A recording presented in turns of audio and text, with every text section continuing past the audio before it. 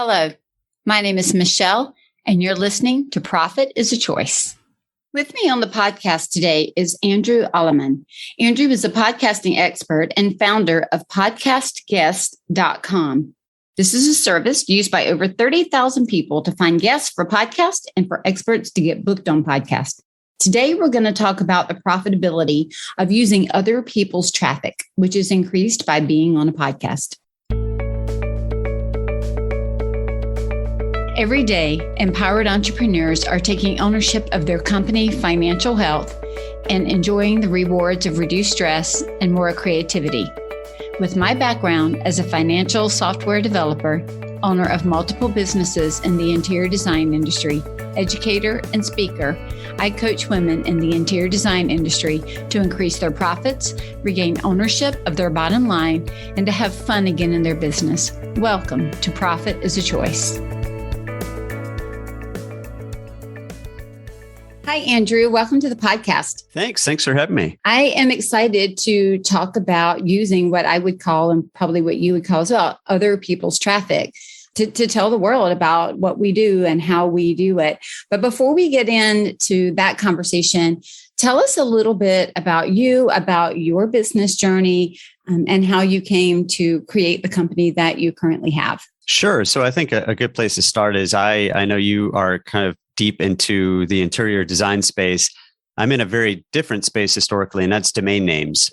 So I have a trade publication for domain names. So when people go register a .com or a .design domain, in your case, potentially at GoDaddy or something like that, I have a trade publication that caters to people in that industry. And I started a podcast for it many years ago, around 2014, I think. I'm up to close to 400 weekly episodes. And after I was doing the podcast for about a year, I was running out of people to interview. It's an interview format similar to this.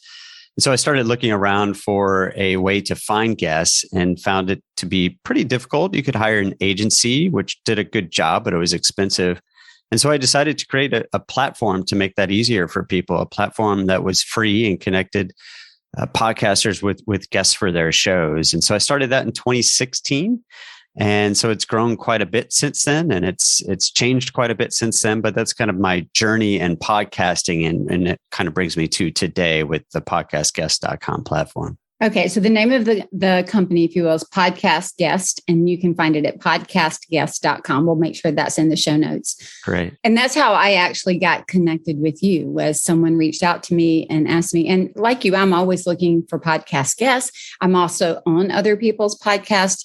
And I have met some of the best people that I've worked with and that I've hired and that have hired me just by doing podcasts. So it has been instrumental in growing my business. I think I started thinking about podcasting probably about 2016. I tell the story, but then I knew that it was going to take a lot to actually do it and do it well and to keep up with it. And I don't like sporadic anything. I like things like planned out and scheduled out. And so I waited. I bought all the equipment, bought everything, put it on the shelf, and waited until I think around, was it 2018 is when I started. And I sat down, and before I did it, I wrote a business plan. And in my podcast business plan, it was, this is the why behind it. This is who we serve. This is how we serve them. This is the tone we're going to use. Like, it listed everything. And then I wrote out all my standard operating procedures. And then I started podcasting.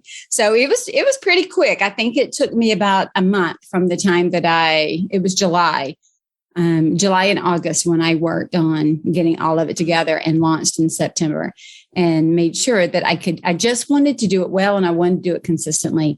But like you, I wanted to have good talent. Like, I wanted to talk to people that were interesting, not just in the interior design field, but across all fields and industries, to bring together, to talk about what makes profit in the company, and profit being so much more than just money, like profitability of recognition, profitability of getting, your voice heard. There's so many other ways to look at profitability than just a number, like a dollar, right?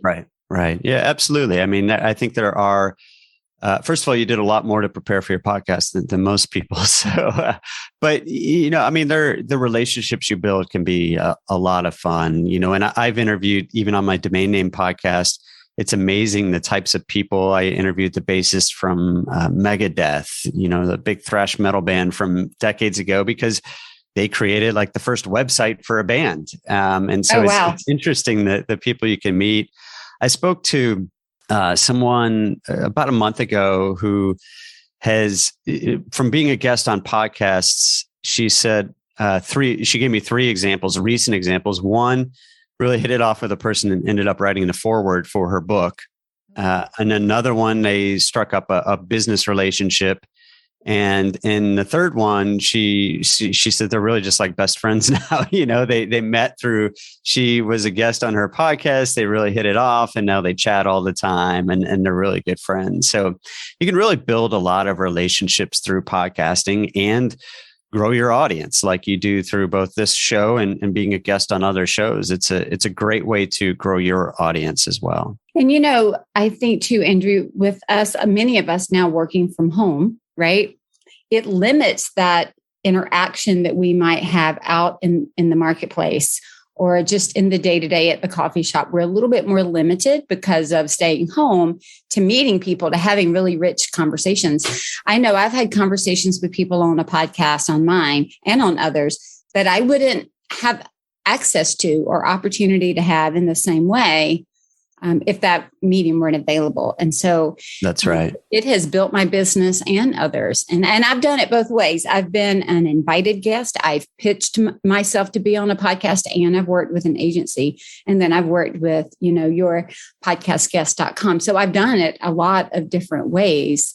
And I love the platform that you have. Right. Yeah. I look at podcasting as a fairly intimate medium. You think about blog posts and people come, they see it real quick. They back out, they go to the next thing. They're on Google looking around. YouTube videos, typically people look for 2-3 minutes. And now we have TikTok, which is a few seconds, right? Per video. And so with podcasting, you can sit down and chat with someone for 30 minutes or more. And so you can go really in depth in a way that I don't think you find in other media. So what do you think are some of the benefits to being on a podcast? Yeah. So, the big one is when you are on a podcast, you're being introduced to that podcast audience. And if you entertain them, if you educate them, if you do a good job, that can have a lot of benefits. And I know this just from being a podcast listener. I can't tell you how many books I purchased from hearing the author on a podcast, right? Where I'm like, hey, that's really interesting. I should download that book. The most recent example is I was listening to the Spycast podcast, which is all about spycraft. And there was someone on there talking about El Chapo, and it sounded really fascinating. So I bought his book. I was on another business one where I was like, yeah, this sounds interesting. Bought the person's book. And I actually chatted with someone who's on podcastguest.com the other day, and she credits her continued book sales to being a guest on shows. Now, of course, not everyone's an author. I'm just using that as an example, but it really introduces you to an audience. And, you mentioned we're at home a lot more during the pandemic. I like to picture this as if I'm in front of an auditorium and you're interviewing me, we're chatting, and your audience is sitting in that auditorium, right? And so that's an equivalent way to think about it. And so what benefits do you get from going on stage at a conference or something like that? And that is the exposure to more people. If you're a podcaster like yourself going on other shows, if people are really excited about what you have to talk about, they'll come listen to your show. That's how I found a lot of podcasts is someone is a guest, a podcaster is a guest on another podcast. And then I hear them and I find what they're doing is interesting. And I haven't heard of their podcast. And everyone who's listening to that podcast is a podcast listener, right? So exactly, it's very targeted. So those are some of the things. I also think something that a lot of people overlook too is just the benefit of the experience you get in podcasting. So I did mention it's a fairly intimate medium, but at the same time, it's not as scary as sitting in front of that auditorium I just mentioned live in front of all these people, where if you mess up, everyone sees it right away, right? We're recording this. If I make a big mistake, we can edit it out. And so when you compare this to, say, live radio, compare it to television, which is, video and audio and live, I think it's a good on-ramp. I've talked to people that say, yeah, I was very nervous when I started being a guest on podcasts. And then over time, they've gotten more comfortable, and they've also gotten more comfortable in other types of speaking engagements, right? The live events in front of people. It's natural to get butterflies in your stomach when you go on stage, but the practice you can get from doing this has value as well. So the audience is kind of the big thing I lead with, but I think it can also really help you refine your message and get more comfortable being in these types of situations. I love that. One of the things that I interview people that quite often the podcast is the first time they've ever done that. And so I look at it very much like you do. A couple of things. Number one, I tell them it feels like we're sitting down having a cup of coffee. I mean, you're drinking out of a coffee mug. I've got my cup of water. We're conversing in a relaxed atmosphere. So there is that intimacy of one-to-one conversation that's not being distracted. But I also know that when I built my podcast, one of the reasons I built it was because I had been traveling a lot and I was tired because the world was still open, right? That was 2018. I was gone almost every month at some speaking event, some seminar, something. And I was getting physically tired at trying to keep all those balls in the air for the travel.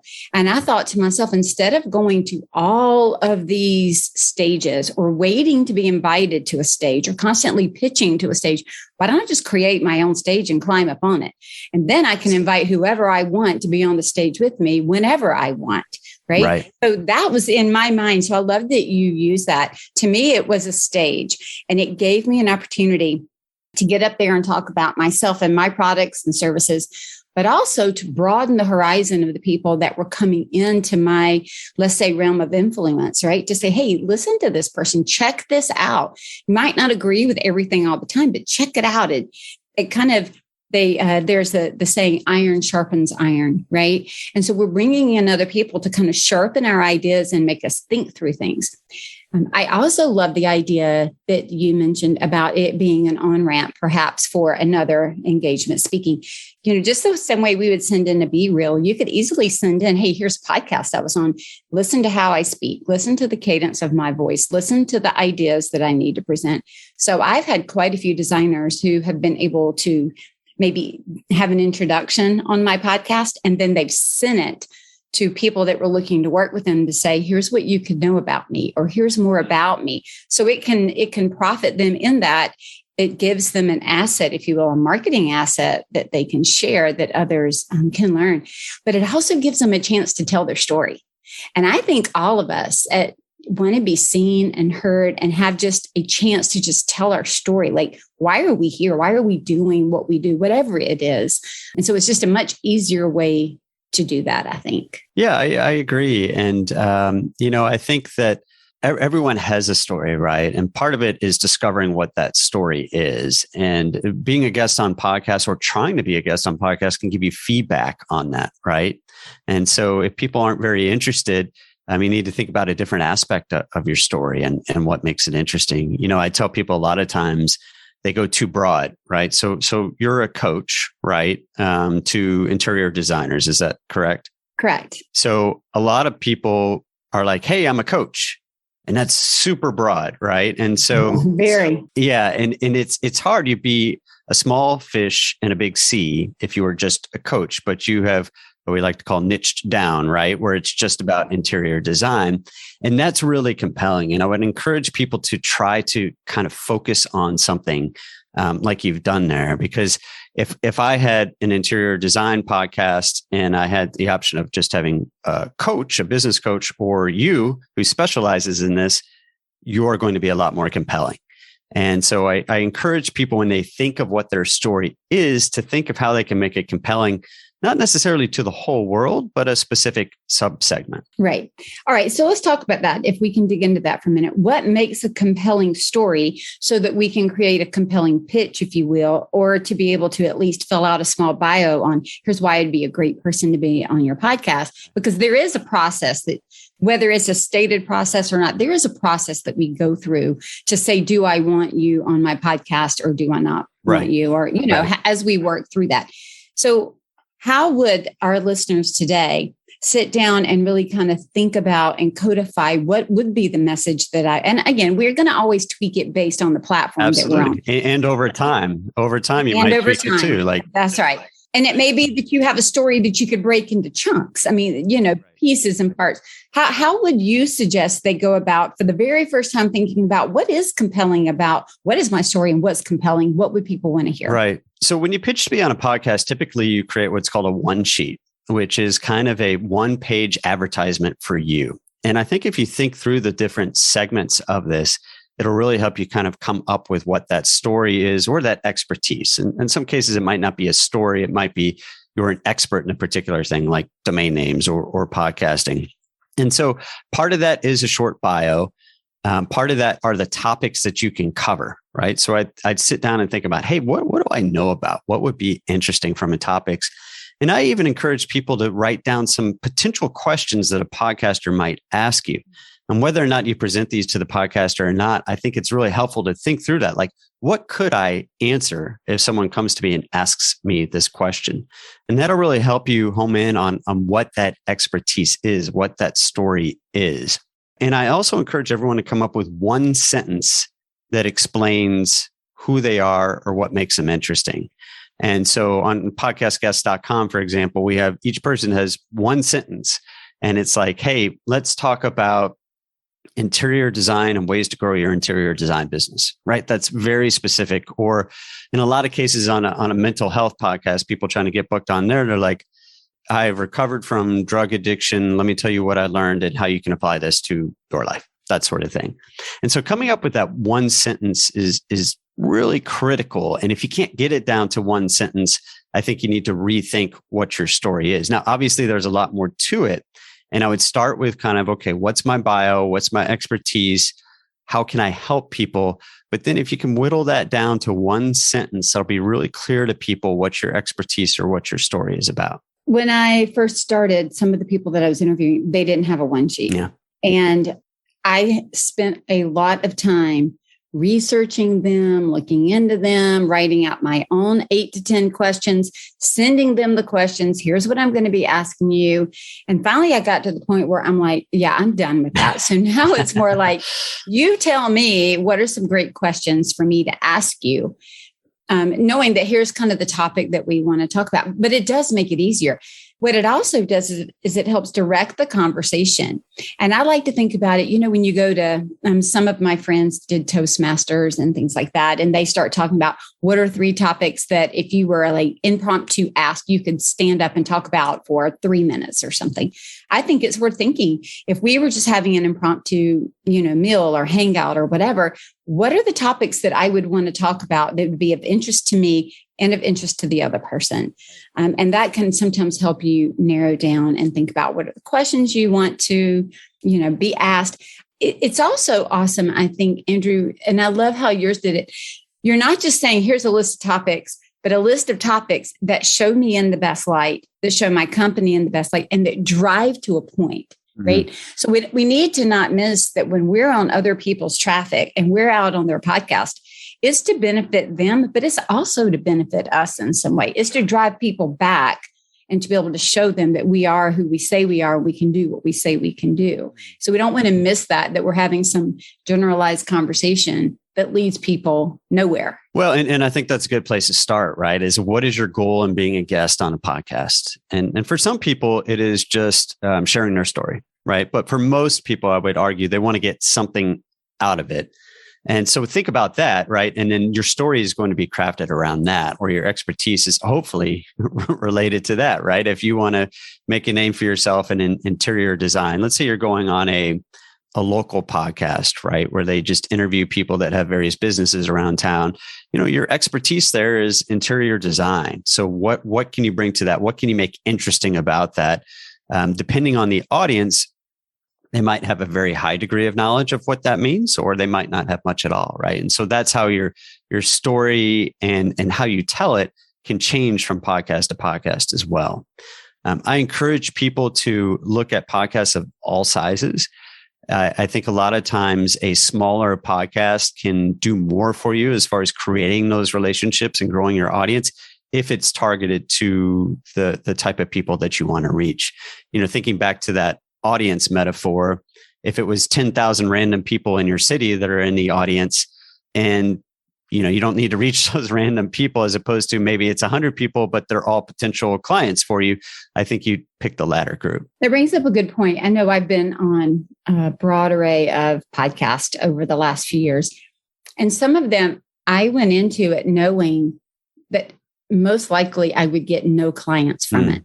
But it was a podcast that I believed in, that had a great story or message or whatever. And I wanted to support it by telling mine. And I knew that the story that I had to tell would fit, their listener.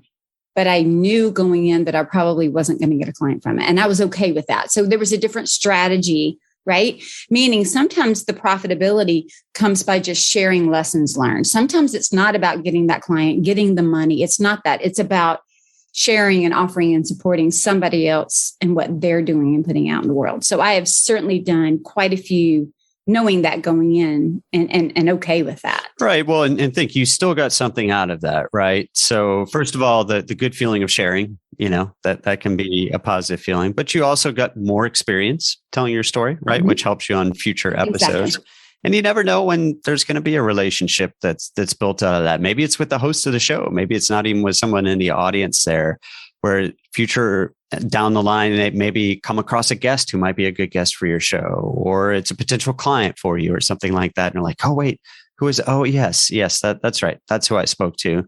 And so, there are benefits from it, even if they aren't necessarily immediately apparent. No doubt. And I think it is important. One of the other things that I have learned through my podcasting experience, which is certainly much less than what yours is much longer.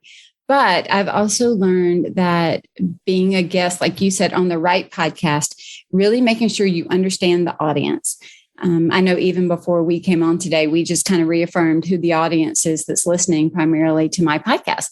And when we were doing our speaking training all back in the day and even in college, the big thing they always banged us over the head with is know your audience, know your audience, know your audience, and know how to speak to them and know what they want to listen to. And I think it is super important, even in podcasting, almost even more so, to know who you're talking to on the other side so you can frame your examples. You can make sure that you're not saying things that are offensive, that you can edit. I'm down here in the South. And so there are things that we might say differently or hear differently than you might in another part of the country. And the same for anywhere else. Knowing if you're speaking to a mixed group of men and women or only men or, areas where you have to give trigger warnings, like all the things. So we don't want to miss that. We need to really understand not only the ability of the audience to come back and work with us, but what is it they want to hear and how do they process information? That's right. And you can always ask the host, say, a lot of times I'll get an invitation and I'll be like, I don't see how I'm quite a fit. And so I ask the host, why am I a fit for this show? What do you want me to bring to the show? And so don't be afraid to ask that if it's not clear to you immediately. All right. So let me ask this. Another way that I have seen, if we talk about like let's say the end game of bringing in somebody to potentially work with us. If we're an interior designer, if we're a drapery workroom, if we are an upholsterer, whatever it is in that creative, a builder, I work with architects, all of those in that big umbrella of interior design, right? Of working in the home space. If the goal is to have them call us or go to our website or do something, there are a lot of opportunities to provide downloads, right? Or some type of offering or a gift, free gift that drives people to their website. Talk a little bit about that and how you've seen that work. How could that potentially work for some of my clients if they were to say, hey, I want to go be on this podcast. I want to be known, but I want to drive people to my website. We got to have a reason more than just, oh, she's cute, or wow, he has a great message. There's something that's got to get them to the website. Right. Yeah, it's interesting. I heard from someone the other day who said, I've gone on all these podcasts and I haven't gotten a single consulting client from it. And then they went on and they said, I clearly explained the benefits people get from working with me, et cetera, during the show. I'm like, well, okay, so you're just selling them on becoming a consulting client. How is that beneficial to the audience of that podcast? And so if you provide good education to that audience, if you entertain or educate them, that's going to naturally get them interested in learning more about you. And so I can give you some examples of how you can get them to connect with you. So in one case, I was listening to a podcast where the guest had his own podcast and he provided immense value during the show. It was really interesting. I was taking copious notes. And at the end, he's like, if you like what we've talked about today, I have a podcast that's all about this. And here's my show and here's where you can find it. right? Another thing you can do, you mentioned downloads and such, is just having like some free sort of guide you give away, right? So one thing I do on podcasts is I say, oh, if you're interested in being a guest on shows, you can go to podcastguests.com and sign up. But a lot of the questions I get are, how can you be a good guest? So I've created a guide and I can say, hey, if you're interested in becoming a better guest and learning how to leverage podcasting, you go to podcastguests.com/guide and you can download this free guide. Right. So, and a lot of times you might have, say, they have to give you your email address in order to download that guide or something along those lines. And that helps you build your audience. It builds connections to them. And I think the key is not to oversell yourself on it, right? Like if you provide immense value, the results will come from it. But you do need a way for people to easily find you, whether that's here's my email, reach out, or here's my website, or go download this guide. And I've talked to people, I talked to someone in the finance space who said, after a typical podcast, I'll get a few people who download my guide. On one of them, he had 500 people who downloaded it after his appearance. So, you can try several of those things. You want to make it easy as you can, and a professional website, right? So that people can come to your site and they're hearing it, right? And we have, in the domain name business, we have what's called the radio test, which is, if I tell you my web address, can you remember that? And can you spell it, right? I don't have funky spellings in it, that sort of thing. And so numbers and letters all jumbled up. Right, exactly. Which works if someone sees it, but it doesn't work if someone hears it. So make it as easy as possible for people to connect with you.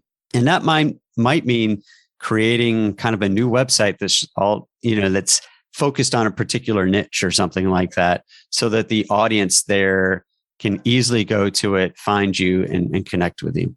So I know the guide's awesome. I'll go download it. But could you maybe give us 2 or 3 items from that would make a good podcast guest for those that are listening?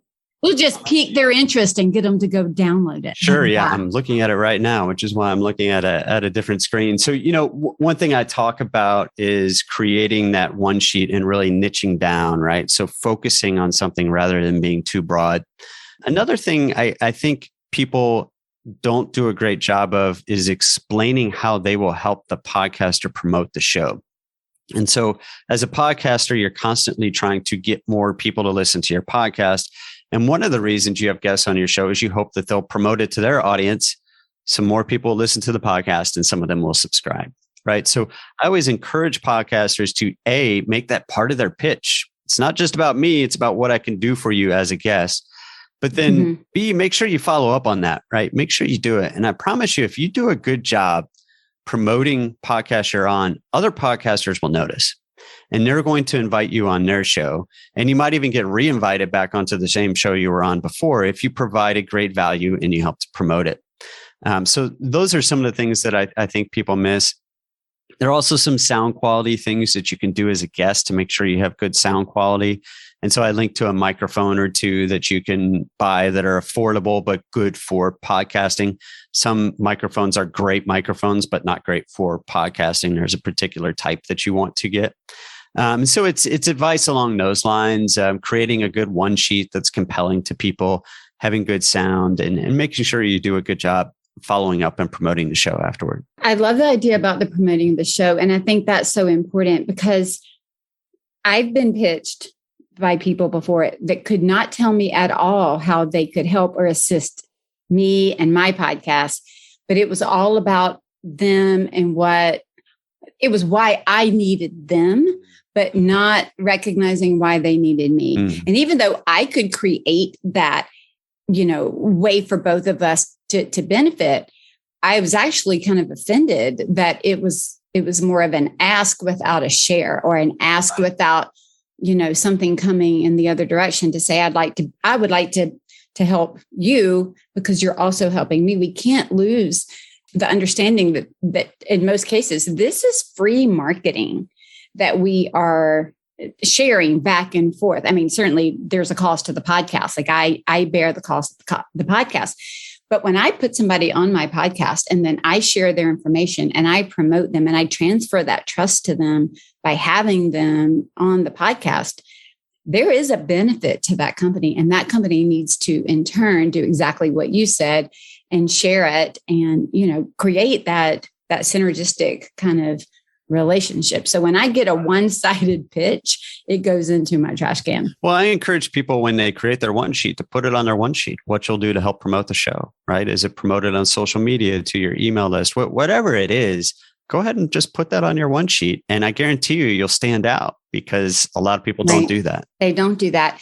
Inside my coaching system, I have some one sheet examples that I give to my clients. And I'm like, if you want to go be on podcast, fill out this information. And then I give them examples of it. And I'm like, here's what you can say. I just want to touch on this for a section because I think that yours and some of the others did really well. The more detail that you can put on it without making it look crammed, but clear, right? So here are the topics. Here are some questions to ask me. Here's a bio. Here's why you want to talk to me. And here's how what I do or can benefit you. Here's all my socials. Here's where you can learn about me. Because I go out and research these people. I don't just, because they pitch, say yes. And I know that if we're pitching to other people, they're researching us. So any of those of you that are listening, if you want to pitch, just like Andrew said, make it easy. Make it easy. Put it on one sheet. Have that easy to understand website. Have something that you're offering that is going to bring them in. But more than anything, just be educational and share. Like, don't hyper make it like a marketing message because people will turn that off. I will zoom through those. They aren't going to listen to the podcast and you're not going to get invited on other shows once people see that that's what you do. All right. One last question for you before we wrap up. I like to, because again, I look at podcasting as a long game. It's not a get in, get out game. I don't think it ever has been. At least for what I'm trying to build and probably what you're trying to build. And you made a comment earlier that sometimes we might be speaking and maybe the person that's listening isn't our client or not our client yet, right? It may be they're not ready. And so it could be a year out. I mean, I ask people when they fill out a discovery form, how did you hear about me? And it's podcast. I would say 90%. Outside of a friend told me or something, 90% are podcast. And before they work with me, they go listen to my podcast. And before I even had a podcast, when I was on others, I put links to media on my website. Here are places you could hear me so that people can start to hear. So I think it's important for us to kind of track some return on the investment of our time. But put those recordings out where people can find them when they're trying to learn about you before they hire you, because they do go listen to those. Right. Yeah. And it you bring up that podcasting is, it is difficult to track, right? Yes, if you're on a big show and all of a sudden you get a lot of downloads of your guide, right? That what kind of drove that. But it is very much something where you might not see the results right away. And it might take a lot of repetition, right, to make it work for you. And so I would encourage people to stick with it, right? If you don't feel like you're seeing results right away, think about, first of all, what results are you going after, and are you doing a good job, right, to get those results? But also give it some time. This is not something you do one and you're done, right? And you can't track it as easily as you can, say, links from another website or something like that, or an advertising campaign. So stick with it. It works. I talk to people who do stick with it and they say, yes, this works. This is how I grew my business, or this was a key element to growing my business. So you definitely stick with it and play the long game. Awesome. Andrew, is there anything else that you want to share to the listeners around podcasting, being a guest, anything that you think we didn't touch on that's important? No, I appreciate you inviting me on the show. And if people want to connect, the best way to connect with me is if you do go to podcastguests.com and sign up, you'll get an email directly from me and you can respond to that. And happy to help anyone who needs some help. That's awesome. Thank you so much for sharing. And hopefully I have lots of friends who podcast as well. Hopefully they'll be able to listen and excellent connect. And I'll just keep sharing the podcast love. So thank you so much for your time today. Thank you. Thanks, Andrew, for sharing all about podcasting from a guest perspective. Make sure to download the guide if you're wanting to begin sharing your expertise and story on a podcast. When we talk about profitability in a company, I really want to emphasize that it's not all about the high rates you can charge or the massive amounts of profit you create. It's also about connection, serving the industry you're in, sharing your story, and becoming a resource for others. If you want to know more about growing your firm while being profitable in all ways, go to my website, scarletthreadconsulting.com, and click the purple bar at the top. It's going to take you to my resources page. And the first download is the financial health checkup. Start there. Choose to be profitable by sharing your expertise. And remember, profit doesn't happen by accident. Profit is a Choice is proud to be part of the designnetwork.org, where you can discover more design media reaching creative listeners. Thanks for listening, and stay creative and business minded.